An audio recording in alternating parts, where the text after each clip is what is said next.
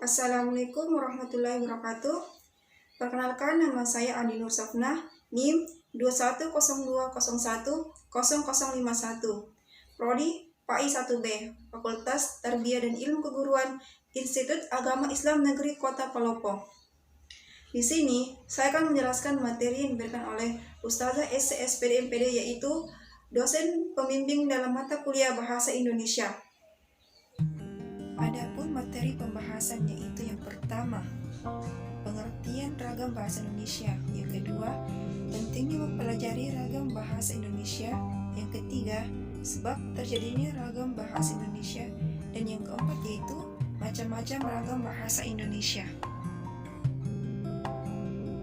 Jadi, langsung saja kita membahas materi tentang ragam bahasa Indonesia. Sebelum kita lanjut mengenai pengertian ragam bahasa Indonesia, kita harus lebih mengetahui terlebih dahulu apakah ragam itu. Jadi, ragam itu biasa dikatakan itu sebagai bermacam-macam, berjenis-jenis, bervariasi, atau bervarian. Jadi, langsung saja kita membahas materi tentang pengertian ragam bahasa Indonesia. Ragam bahasa Indonesia adalah variasi bahasa, di mana menurut pemakaian berbeda-beda. Menurut topik yang dibicarakan, menurut hubungan pembicara, kawan bicara, orang yang bicarakan, serta menurut medium pembicara. Variasi juga biasa sendiri termasuk dialek dan gaya. Variasi tersebut bisa muncul karena disebabkan adanya latar belakang pengguna bahasa yang dimana berbeda. Perbedaan bahasa biasanya tergantung pada budaya, agama, profesi, dan sebagainya. Adapun maksud dari ragam bahasa atau variasi itu, di mana di muka bumi ini bukan hanya memiliki satu bahasa, melainkan berbagai macam bahasa, baik dari berbagai negara maupun hingga ke daerah-daerah yang memiliki bahasa yang berbeda. Tetapi, di mana dalam suatu negara ada dikatakan bahasa nasional atau bahasa internasional, atau bahasa persatuan yang harus kita gunakan, tetapi tidak semua masyarakat menggunakannya, melainkan sebab adanya beberapa faktor. Seperti halnya tadi, bahwa di setiap daerah atau suku pasti memiliki bahasa daerah tertentu. Tapi kembali kepada diri kita, kapan bahasa daerah kita bisa gunakan dan kapan bahasa internasional bisa kita gunakan. Misalnya, dalam situasi meeting atau rapat, kita harus menggunakan bahasa Indonesia yang benar. Sebab tidak semua orang dapat mengerti bahasa daerah masing-masing. Oleh sebab itu, pentingnya kita berbahasa Indonesia yang benar, agar apa yang kita ucapkan dapat dimengerti oleh lawan bicara kita atau orang yang kita temani bicara.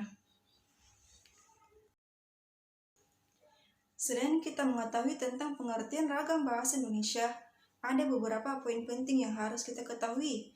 Salah satunya yaitu adalah pentingnya mempelajari ragam bahasa Indonesia. Pentingnya mempelajari ragam bahasa Indonesia. Bahasa Indonesia di mana merupakan bahasa ibu dari bangsa kita yaitu Indonesia, yang di mana sudah dipakai oleh masyarakat Indonesia sejak zaman dahulu, yang di mana jauh sebelum Belanda menjajah Indonesia. Namun, di mana tidak semua orang bisa menggunakan aturan-aturan yang benar dalam penggunaan bahasa, di mana tidak sesuai dengan aturan dalam KBBI. Oleh karena itu, pentingnya kita mengetahui tentang bahasa Indonesia secara menyeluruh, yang dimana bisa diterapkan dan dapat kita gunakan dengan baik dan benar. Karena apabila kita tidak menggunakan bahasa Indonesia yang benar, maka tidak semua orang dapat mengerti apa yang kita ucapkan. Oleh sebab itu, pentingnya kita menggunakan bahasa yang benar, terutama bagi para pelajar dan semua rakyat Indonesia, agar apabila kita bicara, lawan pembicara kita mengerti maksud apa yang kita ucapkan.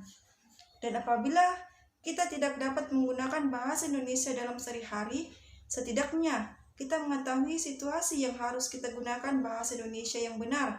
Seperti tadi yang saya katakan, misalnya dalam hal rapat dan lain-lain sebagainya, kita harus menggunakan bahasa Indonesia yang benar. Materi selanjutnya yaitu sebab terjadinya ragam bahasa Indonesia. Ragam bahasa timbul seiring dengan adanya suatu perubahan dalam masyarakat. Perubahan itu berupa variasi-variasi bahasa yang dipakai sesuai dengan keperluannya atau sesukanya. Meskipun banyaknya variasi, di mana tidak mengurangi fungsi bahasa, yaitu sebagai alat komunikasi yang efisien Dalam bahasa, timbul juga mekanisme untuk memilih variasi tertentu, yang dimana cocok untuk keperluan tertentu. Tapi, jangan sampai bahasa Indonesia yang benar terbawa arus dengan era di zaman modern ini. Di mana pada zaman ini, canggihnya sebuah teknologi dan banyaknya beredar sosial media yang dimana bisa saja membuat kita para penerus bangsa bisa melupakan bahasa Indonesia yang benar karena banyaknya bahasa-bahasa yang baru muncul. Di mana ada pun beberapa juga faktor penyebab timbulnya keragaman bahasa yang ada di Indonesia, seperti halnya faktor budaya. Di setiap daerah pasti mempunyai perbedaan kultur atau daerah yang hidup berbeda dan beberapa wilayah Indonesia lainnya. Adapun faktor sejarah, di mana setiap daerah pasti mempunyai kebiasaan dan bahasa dari nenek moyangnya sendiri, dan di mana pasti berbeda-beda bahasanya. Materi selanjutnya yaitu macam-macam ragam bahasa Indonesia. Macam-macam ragam bahasa Indonesia yaitu yang pertama ragam bahasa ilmiah, di mana bahasa Indonesia ragam ilmiah ini merupakan salah satu ragam bahasa Indonesia yang digunakan dalam pertemuan dan penulisan sebuah karya ilmiah, di mana bahasa ragam ilmiah ini diperoleh sesuai dengan sifat keilmuannya yang dimana didasari oleh hasil pengamatan, peninjauan, penelitian, dan lain-lain sebagainya, di mana dalam bidang tertentu, di mana disusun menurut metode pendekatan rasional dan pendekatan empiris, dengan sebuah sistematika penulisan yang baik dan di mana juga isinya dapat dipertanggungjawabkan kebenarannya, keilmiahannya, di mana bahasa ilmiah ini digunakan juga untuk memaparkan fakta, konsep, prinsip, teori, atau gabungan dari keempatnya. Bahasa Indonesia diharapkan dapat menjadi media yang baik secara tertulis maupun secara lisan. Yang kedua itu adalah ragam baku lisan dan tulisan. Adapun ragam baku lisan adalah ragam bahasa baku yang diungkapkan dengan melafalkan atau mengucapkan sebuah bahasa, di mana pembicara mengucapkan dan memakai bahasa dengan baik serta bertutur kata sopan terhadap pendengar sesuai pedoman yang ada, di mana pembicaraan lisan dalam situasi formal berbeda tuntunan kaidah kebakuannya dengan pembicaraan lisan dalam situasi tidak formal atau santai saja. Jika ragam bahasa lisan dituliskan, ragam bahasa itu tidak dapat disebut sebagai ragam tulis, tetapi tetap disebut sebagai ragam lisan, hanya saja diwujudkan dalam bentuk tulis. Adapun ciri-ciri ragam baku lisan yaitu di mana memerlukan orang kedua atau teman bicara tergantung situasi, kondisi, ruang, dan waktu. Sedangkan ragam baku tulisan adalah ragam bahasa baku yang dihasilkan dengan memanfaatkan tulisan, di mana penulis diharapkan untuk mampu menggunakan bahasa Indonesia yang baik dan yang benar, serta menggunakan pedoman namun bahasa Indonesia atau PUBI. Oleh karena itu, dalam penggunaan ragam bahasa baku tulis diperlukan kecermatan dan ketepatan di dalam pemilihan kata, penerapan kaidah ejaan, struktur bentuk kata, dan struktur kalimat, serta kelengkapan unsur-unsur bahasa di dalam struktur kalimat. Yang ketiga yaitu ragam sosial dan fungsional, di mana baik ragam lisan maupun ragam tulisan, bahasa Indonesia ditandai oleh adanya ragam sosial, yaitu bahasa yang dimana sebagian norma dan kaidahnya didasarkan atas kesepakatan bersama dalam lingkungan sosial yang lebih kecil dalam masyarakat. Contohnya, ada dua orang yang saling bersahabat, lalu mereka berbicara bersama, maka ragam bahasa yang mereka gunakan yaitu ragam sosial sendiri.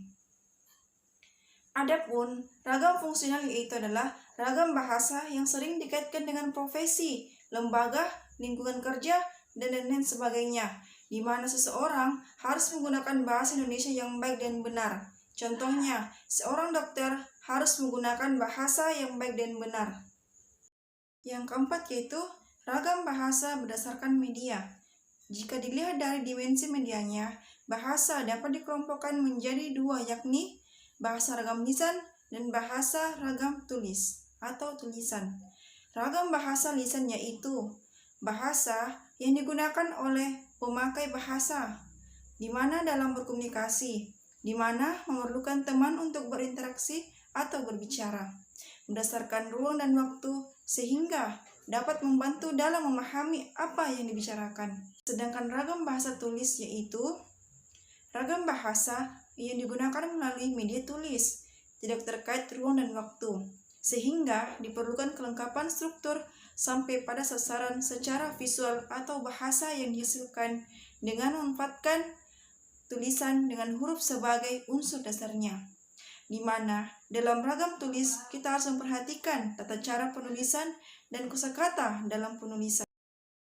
Yang kelima itu ragam bahasa berdasarkan waktu, yaitu terdapat 3 macam ragam bahasa Indonesia berdasarkan waktunya, yang terperinci menjadi bahasa ragam lama atau bahasa ragam kuno, bahasa ragam baru, dan bahasa ragam kontemporer.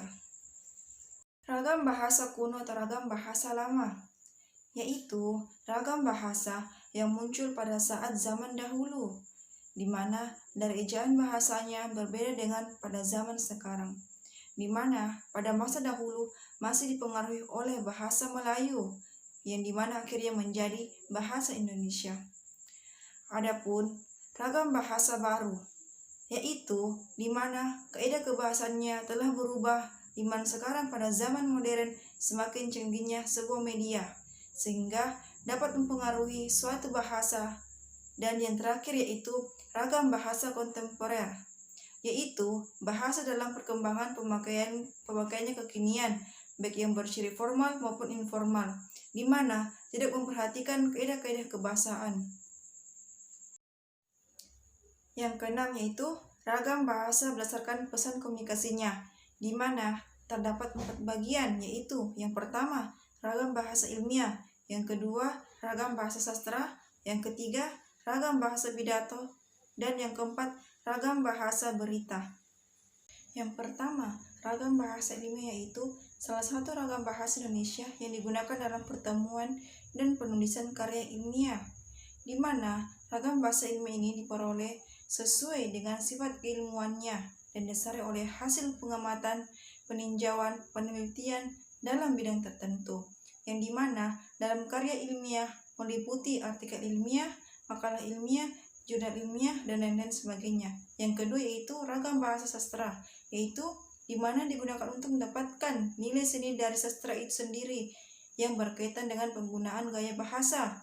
Sedangkan menurut KBBI yaitu karya tulis yang jika dibandingkan dengan tulisan lain memiliki berbagai ciri keunggulan seperti keaslian, karakteristik, keindahan dalam isi dan ungkapan. Yang ketiga yaitu ragam bahasa pidato, yaitu bertujuan memperoleh gambaran mengenai ragam bahasa Indonesia dalam naskah pidato, di mana dilihat dari penerapannya, ejaannya, bentuk katanya, dan penyusunan kalimatnya, sehingga tujuan atau maksud penyampaian sebuah pidato dapat tersampaikan dengan baik. Adapun yang keempat yaitu ragam bahasa berita, yaitu ragam bahasa berita diperhatikan dalam beberapa hal pokok, yaitu jurnalistik. Bahasa jurnalistik yaitu bahasa komunikasi, masa yang berfungsi sebagai pemberi informasi kepada publik, atau bisa didefinisikan sebagai bahasa komunikasi pengantar pemberitaan yang bisa dipakai media cetak dan elektronik, di mana bahasa jurnalistik harus menggunakan bahasa baku, atau dengan kata lain harus berdasarkan dengan ejaan yang disempurnakan.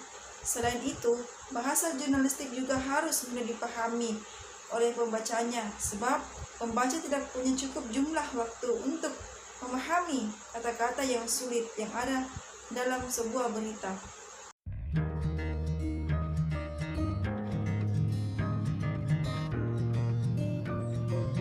Bismillahirrahmanirrahim.